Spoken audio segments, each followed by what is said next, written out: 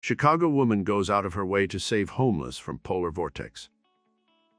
Life on the street is a constant struggle, as homeless people never know where their next meal will come or where they will be able to find shelter for the night. In times of extreme weather conditions, however, that struggle becomes even more difficult, as their lives are literally at stake. Recently, homeless people across Chicago faced freezing to death if they couldn't find shelter for the night. Thankfully, one local woman refused to let that happen. Before we begin, make sure to smash that like button, subscribe to our channel, and click the notification bell for more amazing videos. In late January of 2018, Chicago experienced some of the coldest temperatures that the city has seen in decades. With the temperature plunging more than 20 degrees below zero, officials advised people in the area to stay indoors and out of the dangerous cold. Chicago is normally cold during the winter months, but the extreme weather was due to Arctic blasts in the Midwest and Northeast of the United States that had come from a polar vortex. In some areas, the temperature nearly reached negative 30 degrees, with a wind chill factor of about negative 50 degrees. As a result of the extreme temperatures, most of the city closed down and almost everyone stayed at home to stay warm. Unfortunately, not everyone in the city had the luxury of staying warm and having shelter from the dangerous polar vortex. In Chicago, there are thousands of homeless.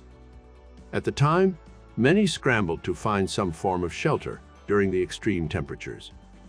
Sadly, not everyone was able to find shelter in time, and more than 100 people were left outside, directly exposed to the deadly elements.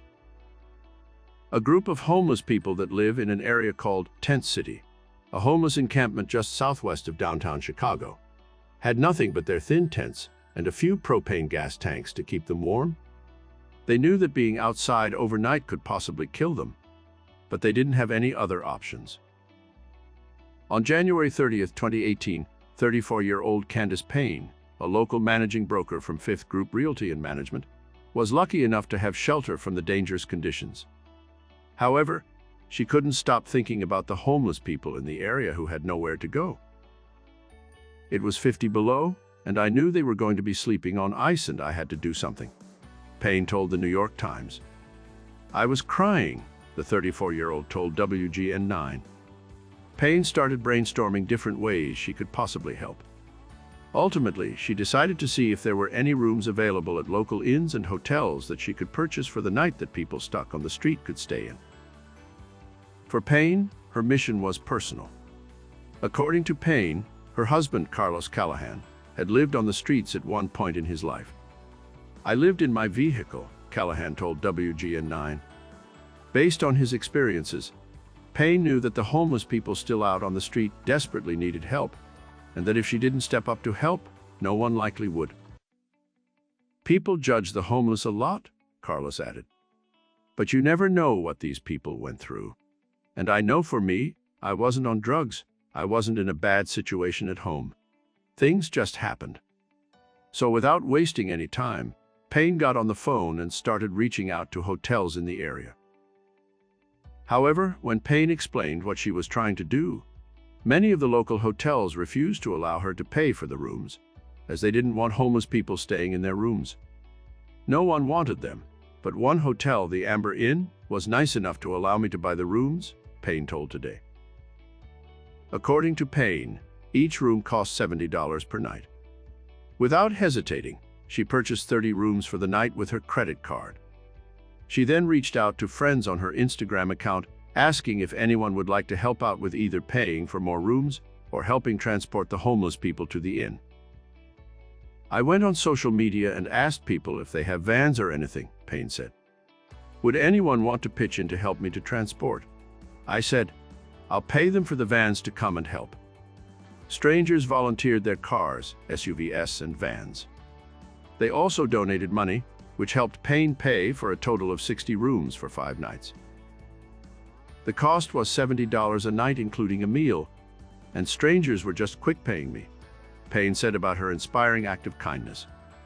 We met at Tent City, where all the homeless people set up tents and live on the side of the expressway. It is not a secret. The homeless have been living there for years, Payne said. People were giving out blankets and food and propane tanks, said Payne. But the 34-year-old knew that no amount of blankets or propane tanks would be enough to keep everyone safe overnight. "People can't survive this," she added. It was freezing.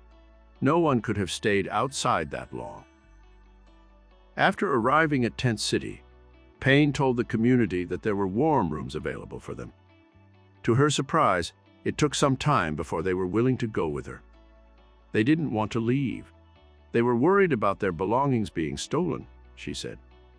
A lot of the men told the women, "You go, and I'll watch the stuff." Those who were willing to go loaded into the cars and were driven to the inn. Yet Payne decided to go back to Tent City, as she could just leave the others in the cold, knowing how dangerous it was. By the time she arrived back there, almost everyone was willing to go after a propane tank exploded, and the fire department had no choice but to remove the rest of the tanks. Some were still hesitant to leave their sole belongings behind, as they feared everything would be stolen. So Payne made them a promise that if anything was missing when they came back, she would replace their lost belongings herself. "I begged them to come with me. It was negative 25 degrees at the time," Payne said. Once back at the inn, Payne and other volunteers started preparing food for everyone and collecting donations to replace lost belongings. They also handed out a variety of goods that had been donated for the group. Payne also went out and bought goods like toiletries, food, lotions, and prenatal vitamins to make care packages for everyone. They were so appreciative. They couldn't wait to get in a bath and lay in a bed, Payne said. "We don't get that type of help. I really needed them at that point, so they came right in time." Germain, a man who stayed at the inn thanks to Payne, told CBS. "We hear about that on the news and other places, but I seen it up close and personal today. And I really want to thank y'all for looking out for our people," another homeless man named Robert told CBS. Payne's selfless act made news across the country, however. She insists she never did it for attention. "I am a regular person," said Payne, who spent thousands of dollars of her own money to help complete strangers. "It all sounded like a rich person did this. But I'm just a little black girl from the South Side. I thought it was unattainable. But after seeing this and seeing people from all around the world, that just tells me that it's not that unattainable. We can all do this together."